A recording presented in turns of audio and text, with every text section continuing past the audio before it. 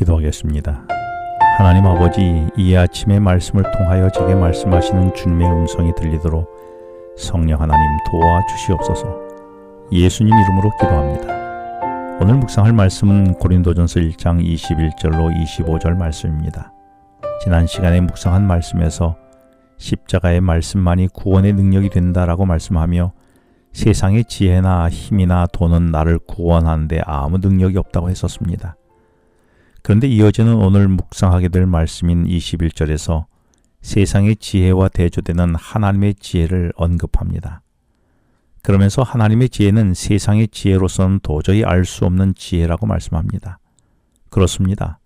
돈과 출세와 권력이 능력이라고 말하는 세상의 지혜로서는 가장 잔인한 죽임을 당하는 십자가가 복음이라고 하는 하나님의 지혜는 미련하기 짝이 없어 보이기 때문입니다.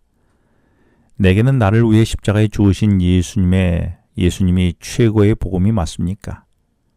혹 내게는 돈이 최고의 복음은 아닙니까? 그래서 오늘도 십자가보다는 돈을 쫓는 하루를 분주히 살아가고 있지는 않습니까?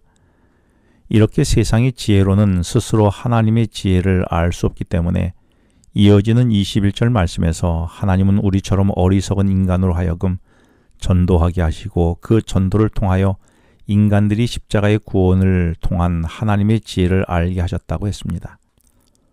이렇게 하여 십자가의 능력은 세상이 보기에 미련한 사람들의 입을 통하여 전달되었습니다.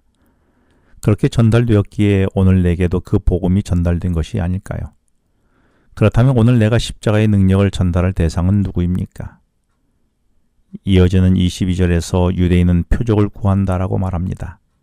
다시 말해 십자가가 능력인지 표적을 보여달라는 것입니다. 그런데 여기서 표적이라는 헬라어 단어는 세메이아라는 단어의 복수형인 세메이온이라는 단어가 사용되었습니다. 다시 말해 유대인들은 십자가가 능력인지를 매번마다 표적으로 보여달라는 것입니다. 따라서 사람들은 표적을 베푸시는 하나님이 아니라 표적같이 눈에 보이는 것만 믿으려고 한 것입니다. 이렇게 표적을 따라하는 신앙은 이단에 쉽게 빠지게 됩니다. 사실 생각해보면 우리가 보는 것은 매우 제한적입니다. 내 손에 있는 세균이나 나를 비치는 태양이나 내 몸속에서 일어나는 수많은 것들은 내 눈에 보이지는 않지만 존재하는 수많은 것들입니다. 내가 보지 못한다고 해서 존재하지 않는 것이 아니라는 것입니다. 나는 어떻습니까?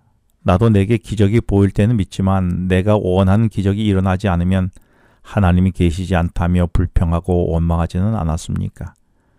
그래서 나는 내가 본 것만 믿으려 하지는 않았습니까? 또 22절에서 헬라인은 그 지혜를 찾는다라고 했습니다. 여기서 찾다라는 헬라어 제테오라는 말은 끝까지 집요하게 추적한다는 의미이지요. 다시 말해 헬라 사람들은 자신의 지혜와 자신의 이성으로 모든 것을 해결할 수 있다고 믿어 끝까지 자신의 지혜와 이성으로만 문제를 해결하려고 하는 것입니다. 그러다 보니 하나님께서 개입할 틈을 하나도 주지 않은 것입니다.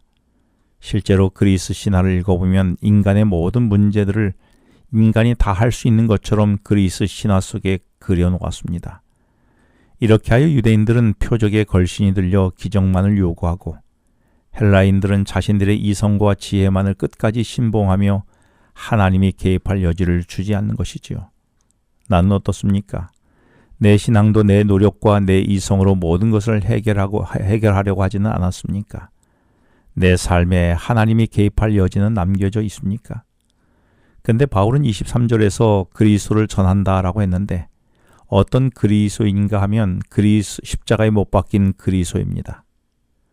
우리가 아는 대로 십자가는 인간의 실패와 죽음과 수치의 상징이지요. 지금 유대인들은 표적을 구하고 헬라인들은 이성적 지혜를 요구하는 상황에 지금 우리가 전하는 것은 사형틀인 십자가에 비참하게 못 박혀 피 흘리고 죽어가는 예수가 하나님이고 구원자라고 전하는 것입니다. 모순이 아닐 수가 없지요. 왜냐하면 이 십자가는 유대인들에게는 거리끼는 것이었습니다. 왜냐하면 유대인들이 알고 있는 신명기 21장 23절에서 나무에 달린 자는 하나님께 저주를 받은 자로 알고 있기 때문입니다.